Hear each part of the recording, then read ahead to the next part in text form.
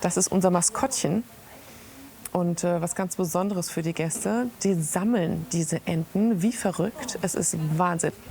Katrin Eftekhari ist Personal Assistant. Sie arbeitet im luxuriösesten Terminal Deutschlands mit Badewanne und Chauffeur. Man hat hier seine eigene Sicherheitskontrolle, seine eigene Passkontrolle. Man wird direkt zum Flieger gefahren. Das hat man sonst nirgends. Gourmet-Restaurant inklusive. Feinste Menüs serviert vom Küchendirektor. Ein Carpaccio-Tatar mit rote Beete, Forellenkaviar und Schnittlauchöl. Stark, breit, schnell. Die neuen Löschfahrzeuge der Flughafenfeuerwehr. Geht schon ganz gut vorwärts, ja. Bei 52 Tonnen macht schon Spaß. Ja. Gut, starten wir mal mit dem Löscharm. Einmal aktivieren. 10.000 Liter pro Minute. 1,7 Millionen Euro teuer. Der Panther 8x8. Reicht. Das größte Löschfahrzeug der Welt.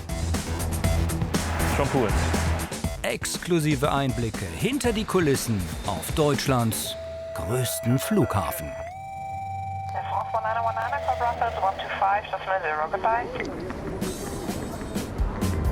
In den Terminals tummeln sich täglich bis zu 150.000 Menschen. Eng, laut, stressig.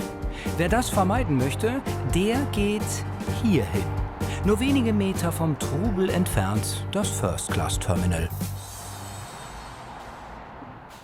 Eine Lounge mit Gourmet-Restaurant. Einziger Haken? Hier darf nicht jeder rein. Nur wer viel fliegt, sehr viel fliegt.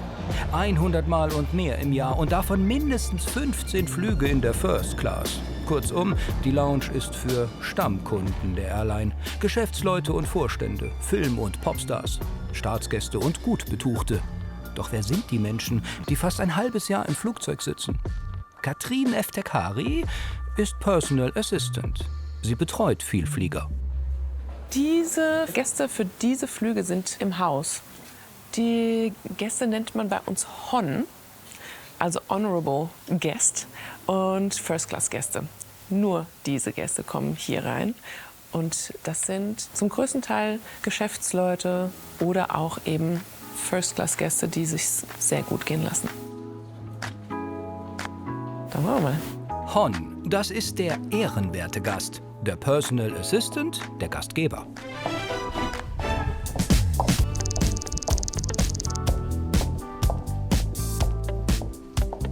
Um 5:30 Uhr öffnet das First Class Terminal. Good morning. Die ersten Vielflieger sind schon da. Ich würde dann gleich loslegen, ja? Ein Geschäftsmann steht am Haupteingang. Schönen guten Morgen. Sein Fahrer hat ihn am Terminal abgesetzt. Dann würde ich sagen, gehen wir hier nach rechts, sonst gleich frei. Ich habe einmal USA. Yes, ma'am. Yes? Okay. Die meisten Gäste hier fliegen Langstrecke. Der Gast ist jetzt durch die Sicherheitskontrolle gelaufen und jetzt nehme ich ihn mit sozusagen in die Club Area. Sie kennen sich ja aus, ich muss Ihnen nichts mehr erklären. Der Mann hat jetzt die Wahl: Restaurant, Bar, Zigarrenlounge oder Büroapartment. Kein Check-in-Schalter, kein Behördenkram. Das erledigt jetzt seine Personal Assistant Katrin Eftekhari So. im Mitarbeiterbüro. Der Gast ist super vorbereitet, schon eingecheckt, alles fertig. Ich muss ihn jetzt hier registrieren im System, dass er hier im Gebäude ist, damit eine Fahrt generiert werden kann. Sprich, dass ein Chauffeur für ihn bereit ist, um ihn zum Flugzeug zu bringen. Katrin Eftekhari ist Deutsch-Perserin. Im Iran geboren, in Hessen aufgewachsen. Nach dem Abitur arbeitet sie einige Monate als Flugbegleiterin. Dann studiert sie. Und habe morgens hier Frühdienste geschuftet und abends mein Abendstudium absolviert. Marketing- und Kommunikationskauffrau bin ich bitte sehr. Ja. Und habe aber gleichzeitig meine Musik gestartet als Sängerin und Songwriterin.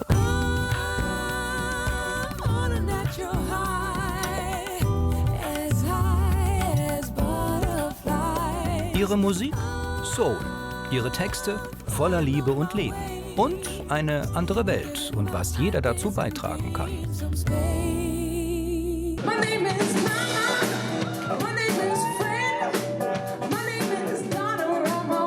Ihr Künstlername ist K-Ree und so möchte sie auch am liebsten genannt werden. Regelmäßig gibt sie Live-Konzerte mit ihrer Band. Meine Marketingkenntnisse habe ich dann verwendet für mich, für mein eigenes Label, was ich gegründet habe. Und habe meine eigene Musik dann vermarktet. 3 Alben hat sie schon produziert.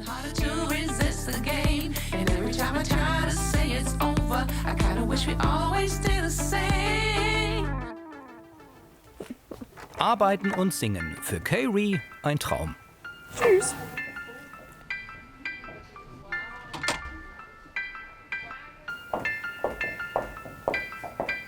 Ich bin jetzt schon fertig. Ich bringe jetzt den Pass zur Rohrpost. Ein Transportmittel mit Druckluft, erfunden 1853, hier im Dienst seit 20 Jahren. Das ist oldschool, aber sehr praktisch, damit wir hier die Pässe nicht jedes Mal rauf und runter bringen müssen, denn wir rennen hier genug.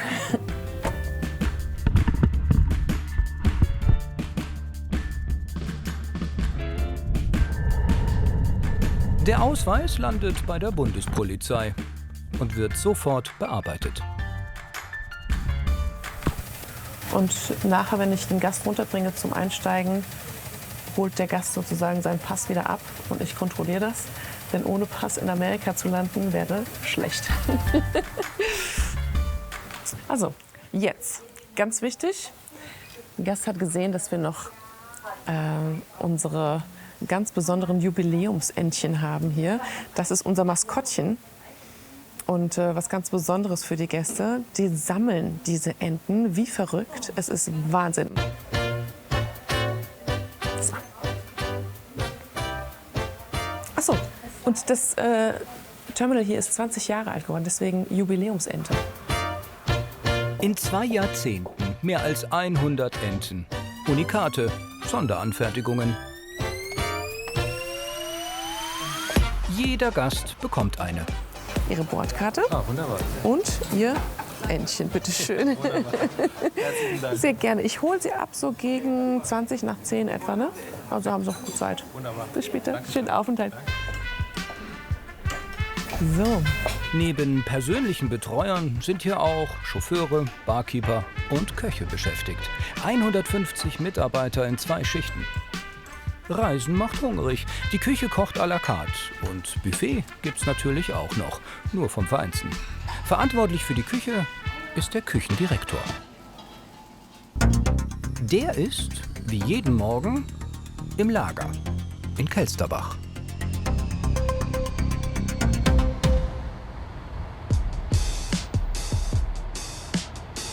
Nils Leventgrün Guten Morgen. erwartet eine Lieferung aus Frankreich. Sie haben Fischwoche. Ist der schon gekommen? Der Hamachi, Jakobsmuscheln auch? Auch da. Sind die im Kühlhaus? Ja. Nach was schaut er heute Morgen? Nach den Jakobsmuscheln für heute, für das Menü und nach dem Hamachi für unsere Sushi-Aktion heute. Ohne Qualitätscheck landet nichts auf seinem Herd. Ja, wir sind jeden Tag hier, kontrollieren die Ware nach natürlich Vollständigkeit und der Qualität. Und dann wird die danach dann direkt in die Lounge geschickt. Das kommt von unserem französischen Feinkostlieferanten und kommt auch direkt aus Frankreich. Man sieht hier auch, sie sind noch am Leben. Sie klappen zu und auf. Und die verarbeiten wir nachher. Ist für unsere Grünkohlsuppe, die wir gerade aktuell auf dem Menü haben. Auch bestellt Obst und Gemüse. Kleine Mengen für den Tagesbedarf. Da kriegen wir kiloweise den Trüffel die Woche. Das ist jetzt wieder heute eine Lieferung gekommen. Mit schönen, frischen französischen Trüffeln. Leider gibt es kein Geruchsfernsehen, aber das wäre betörend, der Geruch. Ein Hamachi, ein Edelfisch aus Dänemark für japanische Sushi. Super frisch, super genial. Tolles Produkt, muss nicht eingefroren werden, kommt frisch zu uns, hat keine langen Transportwege, perfekt. Das Kilo für 80 €. Ja, First Class es ist ein Luxusprodukt auf jeden Fall und deswegen verarbeiten wir auch immer das Beste für uns und für unsere Gäste. Die edelsten Spirituosen stehen im Regal, auch für mehrere 100 €. pro Flasche. Ja, da haben wir schon ein paar Raritäten. Gerade im Spirituosenbereich sind wir bei knapp 200. Champagner geht am besten. 6.200 Liter pro Jahr. Wir haben immer 3 verschiedene Champagnersorten und dann haben wir immer was Regionales hier aus Deidesheim. Ein Prestige-Cuvée, auch Blanc de Blanc. Und das ist auch so mit der Artikel, der am meisten getrunken wird. Kaffee natürlich auch, aber Wasser ist jetzt nicht so beliebt. Also. Auch neu eingetroffen, Ja, wunderbar. die Teller. Das passt. Bestellt er mehrfach im Jahr. Jedes Menü braucht den passenden Untergrund, sagt der Küchendirektor.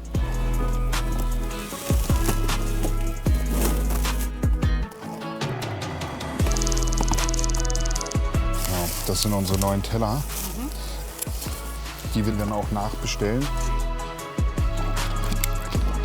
Hier unten ist der Gourmet-Teller Coup. Mit 14 macht er ein Schülerpraktikum in einem Hotel. Danach ist sein Berufswunsch glasklar: Koch. Und hat dann so ein bisschen auch die Herausforderung, dass die Familie das nicht so unterstützt hat. Dass sie gesagt haben, Mensch, lern mal was Vernünftiges und so weiter. Heute, muss ich sagen, sind alle in der Familie total happy. Ich habe auf dem ersten Bildungsweg genau das gefunden, was ich machen möchte. Und bin jetzt fast 20 Jahre Koch. Also ich habe den besten Beruf der Welt. Jetzt wird's kalt. Wieder ein Lager mit feinen, edlen Produkten. Was zum Beispiel super spannend ist, wir haben einen Wagyu-Burger, den wir extra für uns machen lassen. Auch da wieder eins der exklusiven Produkte. Bis zu 300 € das Kilo. Sehr beliebt bei den Gästen. Unsere Menge bei unseren Gästen, da müssen wir schon auf größere Gebiete ausweichen. Deswegen kriegen wir unser Wagyu aus Australien. Die Ware heute frisch und einwandfrei. Kann ab in die Küche. Jetzt geht's in die Lounge.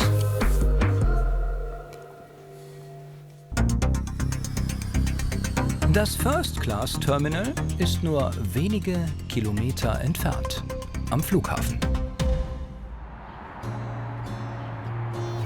Dort wartet Kay-Ree auf den nächsten ehrenwerten Vielflieger. Der ist es nicht. Das ist ein Kollege von FIA. Das ist der Service hier, der den Gästen die Autos parkt, wenn sie denn hier mit ihrem eigenen Auto vorgefahren kommen. Kay arbeitet gerne mit Menschen zusammen. Sie liebt ihren Job, aber auch ihre Musik. Die spielt schon als Kind eine große Rolle in ihrem Leben. Also ich habe als ganz kleines Kind, als 3,5-Jährige mit Ballett angefangen und habe eigentlich fest geplant, Background-Tänzerin von Michael Jackson zu werden. Daraus wurde leider nichts, aber irgendwann habe ich dann in der Schule für Musicals die Choreografien gemacht und es fehlte an Sängern. Und dann fragte man mich, kannst du nicht auch singen, Kate? Und ich dachte, naja, also laut meiner Brüder kann ich es nicht, aber das ist ja normal unter Geschwistern. Dann habe ich einfach mal so ein Casting mitgemacht und landete als Maria der West Side Story auf der Bühne. Und meine damalige Musical-Lehrerin in der Schule sagte, ja, das hat Potenzial, sing mal schön weiter. Und dann habe ich eben bei mehreren Musicals gesungen und fing dann nach der Schule an, mit verschiedenen Produzenten zusammenzuarbeiten und habe dann angefangen, eigene Songs zu schreiben. Und so hat sich das wunderschön weiterentwickelt. Auch bei The Voice of Germany singt Kay-Ree. Das Video von 2019 ist noch heute auf YouTube zu sehen.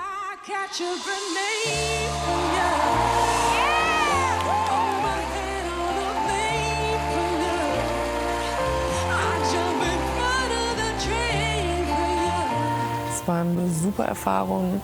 Alle Leute, die dort arbeiten, das ganze Team, wie die ganze Sendung aufgezogen ist, ist wirklich sehr niveauvoll und sehr bodenständig und freundlich, künstlerfreundlich auch gemacht. Deswegen habe ich mich auch zu dieser Sendung entschieden.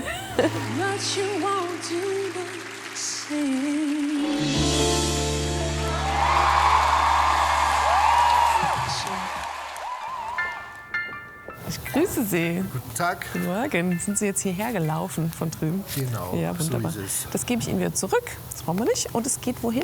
Nach Riyadh. Nach Riyadh. Wunderbar. Waren Sie schon mal bei uns?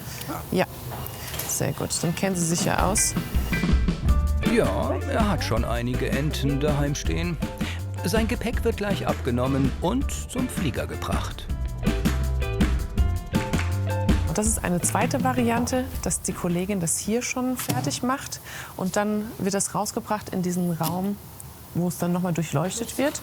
Dann habe ich jetzt erstmal damit nichts mehr zu tun. Der Herr hat schon seinen Gepäckabschnitt und kann beruhigt reingehen, weil er weiß, sein Gepäck kommt sicher an. Wie viele Fußballfelder ist das First Class Terminal groß? Wissen Sie es? Nein. Aber wir natürlich. Das Terminal ist 1800 Quadratmeter groß. So groß wie ein Viertel eines Fußballfeldes oder wie 321.429 Enten. Apropos. So, das schon mal zurück an Sie, bitte sehr. Und ich habe Ihnen ein Entchen mitgebracht. Eine weiße Sehr. Ente. Die Genau. habe ich noch nicht. Na, sehen Sie mal. Wunderbar. Schön. Dann hole ich Sie ab, so circa 11:20 Uhr zum Borden. Ja? Dankeschön. Schönen Aufenthalt. Bis später. 20 bis 30 Gäste betreut Kay pro Tag. Darunter auch Menschen, die unvergessen bleiben. Also ich hatte hier eine ganz besondere Story für mich. Tatsächlich, es war ein Popstar. Sie möchte nicht verraten, wer es war. Kein Problem, machen wir. There are times when I look above. Und bin tatsächlich zu ihr hingegangen, was wir normalerweise gar nicht machen. Also wir lassen den Gästen ihre absolute Privatsphäre hier. Aber da konnte ich nicht anders. Das war... Denn sie und ihr Bruder sind der Grund, warum ich überhaupt auf die Bühne gegangen bin. Sie sagte, oh, are you the girl whose video they show on the airplanes? Damals lief ein Video von mir auf dem In-Flight Entertainment an Bord. It's like an endless melody that is played for you and me. And the story starts all over again. Und das hatte sie scheinbar gesehen und war völlig begeistert und sagte, I really loved your voice. Und ich dachte mir, oh mein Gott, sie hat mich erkannt und hat meine Stimme gemacht. Also ich war völlig fertig. Das sind natürlich solche Erlebnisse, die vergisst man nie. Oh, wir haben das Go für die LH400 nach New York. Das heißt, ich sage jetzt dem Gast Bescheid, dass er runtergebracht wird. Wir sind bereit zum Einsteigen. Der Unternehmer hat einen Flug nach Amerika gebucht. In der First Class.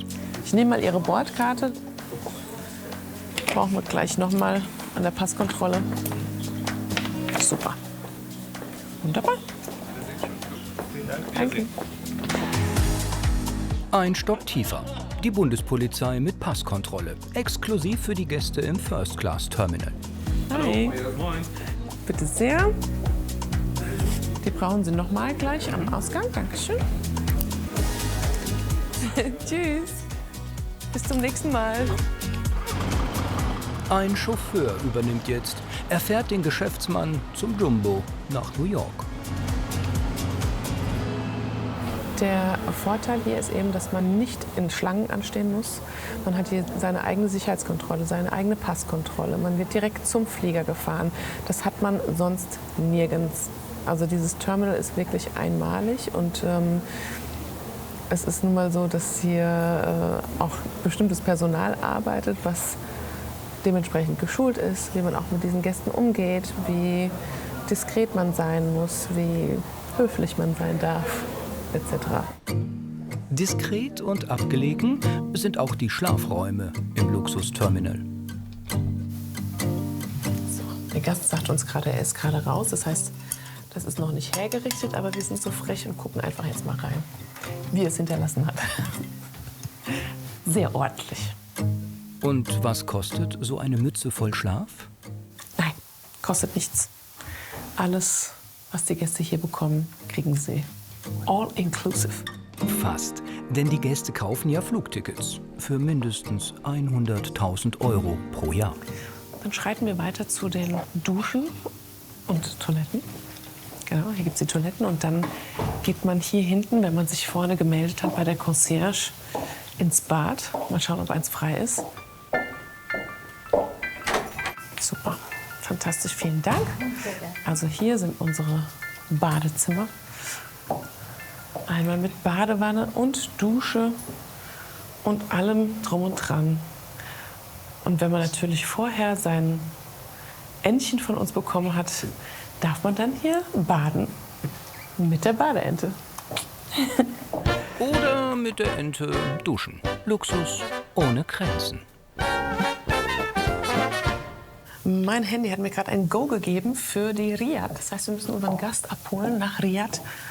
Da sind auch noch 2 andere Gäste drauf. Das heißt, ich spreche mich wieder mit den Kollegen ab und dann bringen wir die Gäste nach Riad runter zur Passkontrolle und dann zum Auto. Schon bereit zum Einsteigen, ja? Es sind noch 2 andere Gäste drauf auf dem Flieger. Die nehmen wir gleich mit. Der Gast ist fast jede Woche hier. Die kommt mit. Jawohl. Er ist Konzertmanager. Ja, also ich fliege relativ viel und Fliegen kann ja auch sehr ermüdend sein, wenn man viel Langstrecke fliegt, umsteigt. Also ich genieße es hier mal zu duschen oder zu baden, dann 3 Stunden zu schlafen. Also es minimiert einfach den Stress des ganzen Reisens.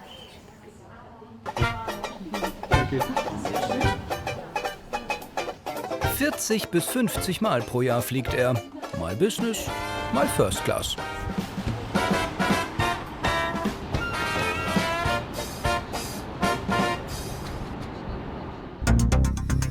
Vom Luxusterminal zur Feuerwache 1. Dort stehen die neuesten Löschfahrzeuge.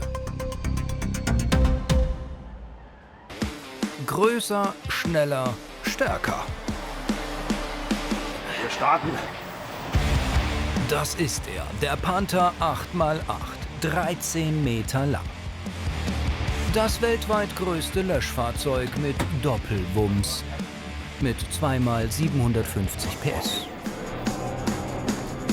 Probefahrt mit einem Löschgiganten. 3 hat sich Flughafenbetreiber Fraport gegönnt, auf denen die Retter jetzt geschult werden.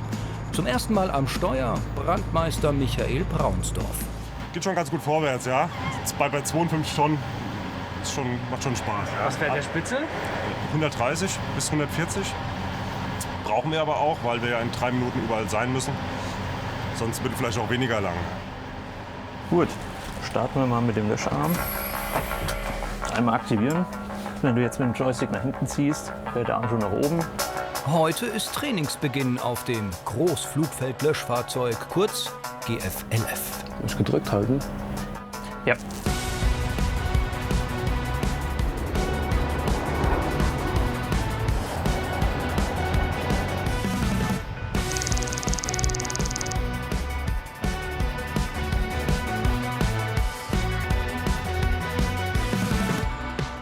Du kannst ihn jetzt halt überdrehen vom Joystick. Kannst du dann dementsprechend ein- oder ausfahren. Genau. Patrick Moller trainiert seine Kollegen. Die Kollegen lernen heute die Bedienung von den neuen Fahrzeugen. Wir haben eine grundlegende Umstellung von der Steuerung. Bei den neueren hat man jetzt einen Daumenjoystick. Das wird die größte Umstellung für die Kollegen, aber wie heißt so schön, Übung macht den Meister. Ja. Jetzt könnt ihr nochmal nach links und rechts schwenken. Also er schwenkt deutlich weiter wie die anderen Fahrzeuge.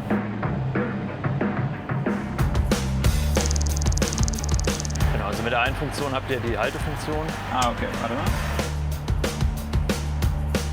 Ausbilder auf dem Panther, für Patrick Moller ein Traumjob. Schönes Gefühl, gutes Gefühl. Da ich auch im Planungsteam mit drin war und jetzt das Endergebnis zu sehen, was da für Top-Fahrzeuge rausgekommen sind, ist schon cool. 3 Wagen sind ab sofort am Flughafen im Einsatz. 10 könnten noch folgen in den kommenden Jahren, sagt Fraport. Das Großflugfeld-Löschfahrzeug Panther 8x8 wird in Leonding in Österreich gebaut und in Weiß ausgeliefert. So kann jede Flughafenfeuerwehr weltweit ihr GFLF selbst gestalten mit Klebefolie. Der Löschgigant ist kein Schnäppchen, Stückpreis 1,7 Millionen €. Auf Schwertransportern werden die Kolosse von Österreich nach Frankfurt gefahren. Erst hier erhalten sie ihre Zulassung auch für den Straßenverkehr außerhalb des Flughafens. Das Haupteinsatzgebiet ist jedoch Deutschlands größter Airport. Auch andere Flughäfen weltweit fahren auf den Panther ab. In Deutschland zum Beispiel in Leipzig.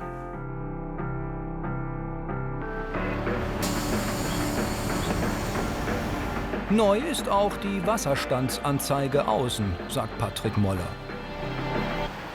Ja, hier hinten haben wir eine Anzeige für unsere Fahrzeuge, dass die gegenüberliegende Fahrzeuge, die neben dran stehen, sehen können, wie voll ist der Wassertank oder wie voll ist der Schaumtank. Also blau wäre quasi unser Wassertank und gelb ist unser Schaumtank. Das heißt, wenn das Fahrzeug leerer wird, geht die Anzeige nach unten und irgendwann leuchtet es dann unten rot. Damit weiß halt das nächste Fahrzeug hier, der ist gleich leer. Dann sollte der zum Beispiel wegziehen und dann kann das nächste Fahrzeug dann aufrücken. In den Tanks sind 12.500 Liter Wasser und 800 Liter Schaum. Wir können auch hier einmal Wasser abgeben, wenn ihr möchtet. Das heißt, wenn wir schnell Wasser starten, hören wir es ja gerade, startet die Pumpe, Wassertank-Hauptventil geht auf. Wir haben sofort an allen Abgängen Wasser stehen. Ich könnte jetzt schon. Du könntest loslegen, jetzt schon ne? Wasser abgeben.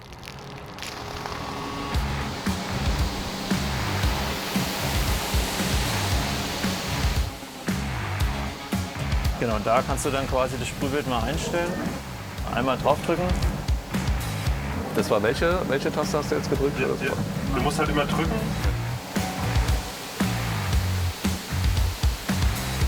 Einmal nach oben drücken, gibt der Dauerwassermarsch. Ah ja, okay. Ah, das ist jetzt Sprühstrahl. Das ist noch nicht komplett.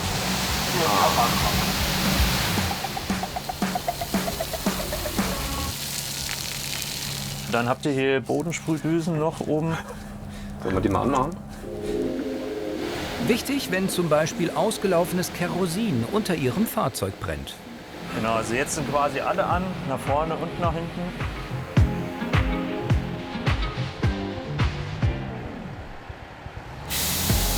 Hier rechts steht übrigens das Vorgängermodell. Ein 25 Jahre alter Simba, abgelöst vom Panther.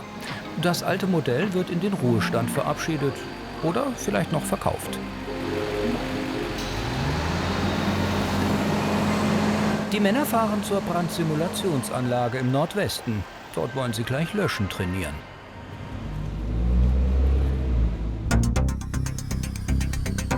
Zurück zu den Vielfliegern im First-Class-Terminal. Der Herd glüht im Gourmet-Restaurant mit Küchendirektor Nils Grün. Is the fish already here? No. Kannst du mir noch eine Schüssel geben? Hier vorne die kleine, weißt du?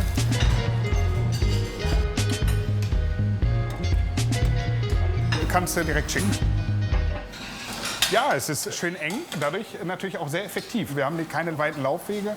Wir haben hier unsere Kühlhaus-Froster. Unser Nadelöhr, das kann ich euch mal zeigen, ist hier die Spülküche. Mit 250 Gästen pro Tag wird es hier schon eng. Jetzt ist gerade alles picobello, aber auf kleinem Raum haben wir Leergut, den Biomüll, die Tellerwäsche. Also das ist schon was Besonderes. Wie das Essen. Exklusive Käsesorten, Eiweißschock oder das Kalbsschnitzel. Der Renner übrigens. 11.500 Stück essen die Gäste pro Jahr. Extrawünsche sind natürlich selbstverständlich. Der Gast kommt, glaube ich, schon bald seit 20 Jahren. Der kriegt immer sein Sandwich einmal kurz eingepackt in ein bisschen Folie in die Sakkotasche, weil er auf dem Flug dann gerne das Sandwich essen möchte. Jeden Monat wechselt das à la carte Menü, das Buffet, dreimal täglich. Wir schauen uns immer das Buffet an, der Frank und ich. Wir kontrollieren immer regelmäßig die Buffets bei uns, dass alles frisch ist, dass alles schön ist, aufgefüllt, dass alles, wie es sein soll. Wer hierher kommt, der duldet keine 0815-Küche, sagt Nils Grün. Die Weintraube, die darf natürlich da nicht liegen. Wir haben zum Teil Gäste, die 4 bis 5 Mal die Woche hier sind bei uns. Da muss es natürlich spannend bleiben. Der Fisch ist jetzt gerade angekommen und wir müssen den mal holen. Der Hamachi fürs japanische Sushi. Das darf hier nur einer machen. Sushi-Meister René Yon Shon. Der hat in den besten Häusern in Frankfurt gearbeitet, was Sushi angeht. Und der kennt sich aus, wenn es ums Thema Qualität geht. Is it fine for you? Yes, the Danish one, is it? It's the Danish one, and it's one of the finest quality what we can get here. Ja, You can check the it's dark red. dark red. Ja, perfekt. So, jetzt gehen wir und richten die Vorspeise da an. Nils Grün plant wieder ein neues Menü. Das ist jetzt ein Carpaccio-Tatar. Das heißt, es ist ein Tatar, gemacht, mariniert mit Sardellen, Kapern, ganz klassisch, als Block eingefroren und in einer Aufschnittmaschine gefroren, aufgeschnitten und dann als Scheibe auf dem Teller drapiert.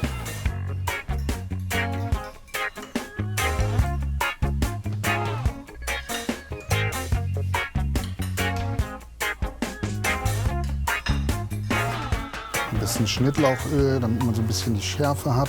Die Rezepte sind seine Idee, inspiriert von Spitzenköchen, bei denen er gelernt hat. Das Kochen gelernt habe ich auch am Flughafen, nämlich im Airport Hotel in Hannover. Vor 20 Jahren habe ich da angefangen und also hatte schon die Affinität damals schon zum Flughafen.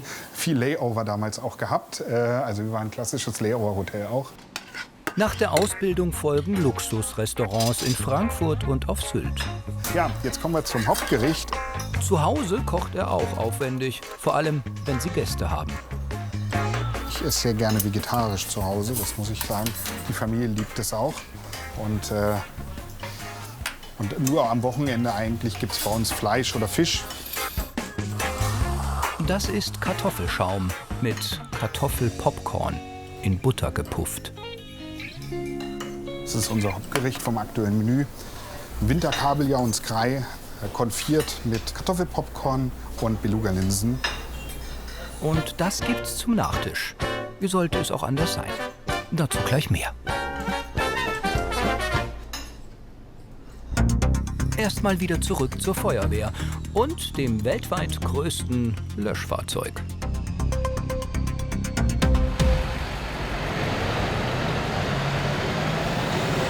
Mit Vollgas zur nächsten Übung. Und mit 1500 PS.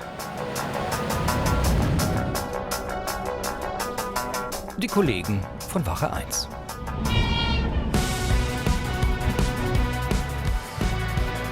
...52 Tonnen wiegt der Panther. Von 0 auf 80 km/h braucht er nur 20 Sekunden. Auch die Bremsen ein Traum für die Männer. Das ist halt die Retarderbremse, ne? Das ist minimal angetippt. Die ist richtig gut, ja. Ankunft an der Brandsimulationsanlage im Nordwesten.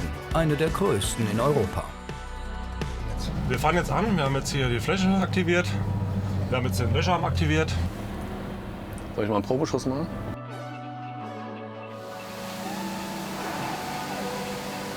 Kommt auf jeden Fall was an. Zum ersten Mal löschen sie mit dem Panther. Spannend für Patrick Moller und sein Team. Ihr Kollege steuert die Anlage. Ja, sind Starkler.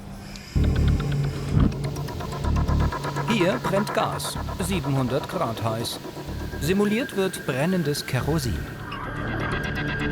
So, läuft. Mal noch ein bisschen näher ran.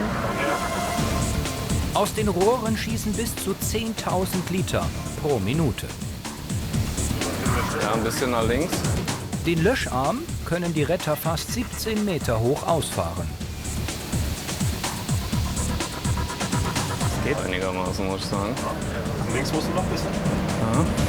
Gelöscht und manövriert wird per Joystick, fast wie bei einem Videospiel. Reicht? Nach 30 Sekunden sind die Flammen aus und die Tanks fast leer.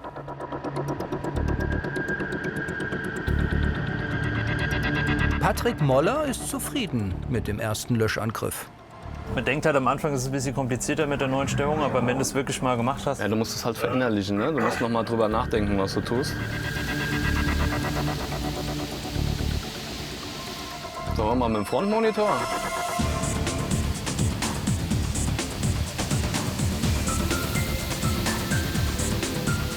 Das ist gut. Noch links. Ein bisschen näher. Der geht ein bisschen schneller als der Dachmonitor. Der fährt schön, ja. Vielleicht ein bisschen höher mit dem Strahl, oder? Ja, jetzt hast du eine gute Weite. Ja.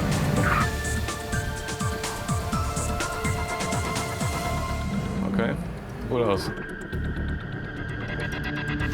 Fahren wir jetzt tanken, ja? Ja.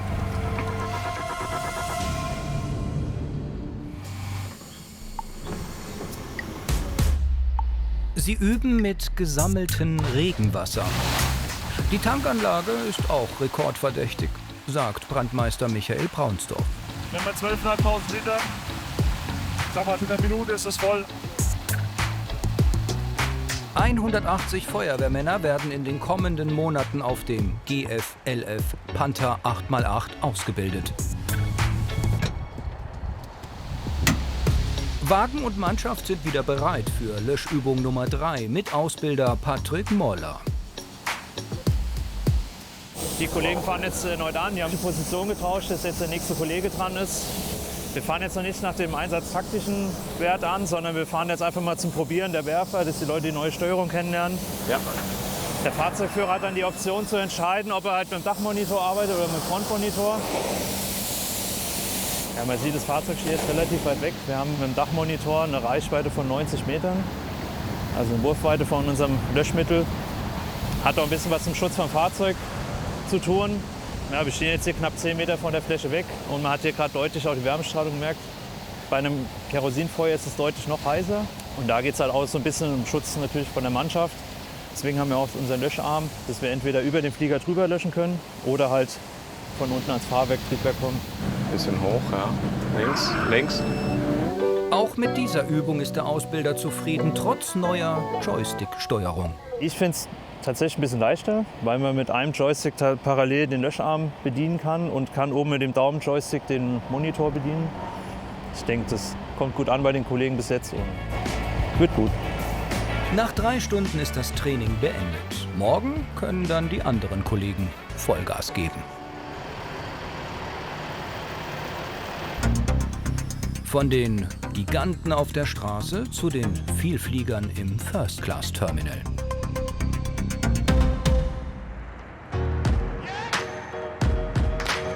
Auch dieser Mann ist fast jede Woche hier, sagt Kay Ree. Robin Wensky, Geschäftsmann aus Frankfurt. Schönen guten Morgen. Morgen. Wie geht's Ihnen? Und selbst? Gut, danke schön. Nach Zürich geht's heute. Zürich, wunderbar. Die Bordkarte? Fantastisch, danke schön. Ich habe sie schon gefunden, super. Danke Prima. sehr. Haben Sie Gepäck dabei? Nur einen Rucksack. Der 35-Jährige ist seit 6 Jahren Hon, ehrenwerter Gast der Airline. Das heißt, er ist Vielflieger, vorwiegend in der First- oder Business Class. Er ist gerne hier. Das kleine Feine macht für ihn den Unterschied. Ich hätte noch das Jubiläumsentchen. Oh, super, danke schön. Da freue ich mich sehr. Ich hole sie dann ab so gegen 20 vor 1 etwa, okay? Alles klar, prima. Bis dann. gleich. Danke. Man kennt über die Jahre schon auch einen Teil vom Personal, wenn man viel reinkommt. Man kennt sich mit Namen und man kennt die Gesichter. Ganz früher war es mal so, jedes Mal, als ich reinkam, stand eigentlich schon ein Glas Champagner auf dem Tisch mit der Wassersorte, die ich bevorzuge. Das ist schon fast ein bisschen over the top. Passiert mittlerweile auch glücklicherweise nicht mehr so, weil das ist dann mal ein bisschen ungünstig, wenn man hier morgens um 10 reinkommt und es steht schon jemand mit dem Glas Champagner bereit. Aber ja, das sind natürlich schon, sage ich mal so, die Hauptvorteile, dass es einfach alles sehr individuell auf einen abgeschnitten ist. Vor allem, wenn er es eilig hat, nutzt er das First-Class-Terminal. Schneller und bequemer kommt man sonst nicht zum Flieger, sagt er. Es gibt ja auch viele, die fliegen wirklich jeden Tag Frankfurt-München, Zürich. Also die sind ständig unterwegs. Für die ist es wahrscheinlich wie Busfahren. Und die sind dann wahrscheinlich auch jeden Tag hier, was ich zum Beispiel nicht bin. Ich bin vielleicht einmal die Woche hier oder mal alle 2 Wochen. Dadurch bleibt es für mich natürlich auch immer noch was Besonderes. Und es wird nicht so zum Alltag. Er ist Unternehmer im E-Commerce-Bereich und ist oft in Dubai. Dort hat er an einem spektakulären Sportevent teilgenommen. Ich mache leidenschaftlich gerne Spinningkurse und befinde mich auch oft in Dubai. Und da gibt es ein Spinning-Studio, bei dem ich sozusagen Stammgast bin. Und Ende letzten Jahres, da haben sie mit dem Flughafen Dubai eine Kooperation gestartet und haben einen Spinning-Kurs auf dem Flughafenvorfeld stattfinden lassen. 10 Meter neben der Landebahn. Das war wirklich brutal.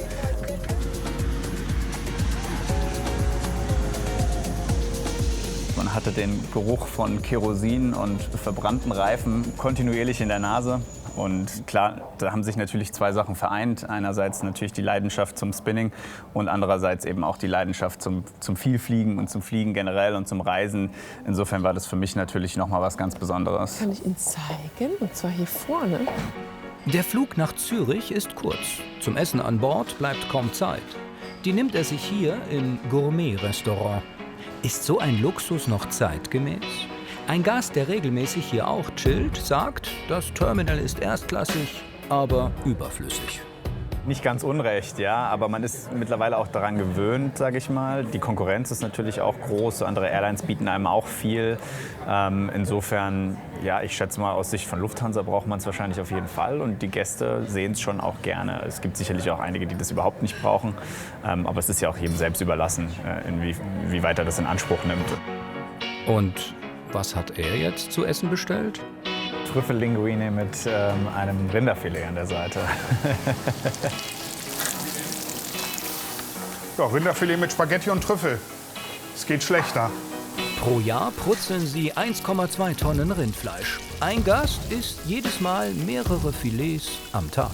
Ich glaube, 10 Portionen waren es schon mal. Ja. Also, und das sind dann so, ja, mal 10, ne? Also. Der war halt auch einfach mehrere Stunden da, war noch zwischendurch joggen. Also der zieht sich dann auch hier um, lässt seine Sachen an hier, geht eine Runde am Flughafen joggen, kommt zurück und hat dann Appetit. Und ich finde das sehr sympathisch. Rinderfilet mit Trüffellinguine geht heute wie geschnitten Brot. Zum Nachtisch gibt's Ente. Das ist unsere Signature-Ente, weiße Schokolade. Und wir haben da extra eine Silikonform für machen lassen. Auch ein bisschen verkleinert, damit es natürlich auch gut essbar ist. Die Himbeere natürlich, eine Soße, Brösel. Um diese ganze weiße Schokolade ein bisschen aufzufrischen, haben wir mit Himbeeressig ein Sorbet gemacht.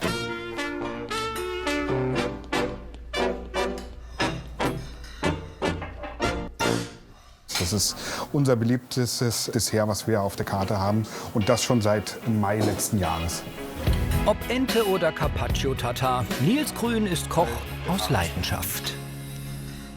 Weißt du, wo der Suppenteller ist für das Dessert, der neue? Boarding für den Flug nach Zürich. Wir haben Go. Es kann losgehen. So, Wenski, wir werden bereit. Ja, sehr schön. Ihre Bordkarte haben Sie, gell? Ja, sehr gut. Wunderbar. Konnten Sie noch was essen? Alles war gut? Ja, super. Sehr schön. 250 Gäste kommen jeden Tag ins exklusive Terminal. Tendenz steigend. Der Wenski nach Zürich.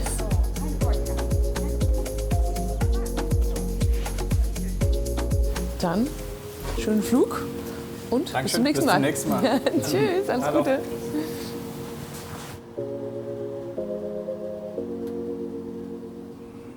Super. Und wieder hoch und von vorne. Denn der nächste Hon wartet schon. Okay. Danke. In einer Luxuslimousine mit Chauffeur wird Robin Wenski zum Flieger gefahren.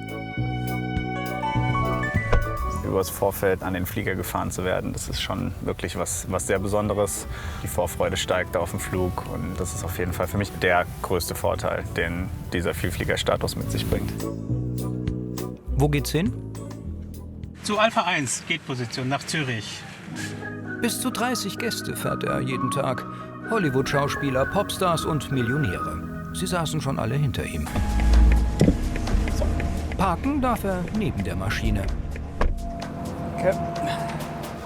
Einsteigen muss der Gast wie alle anderen über die Gangway.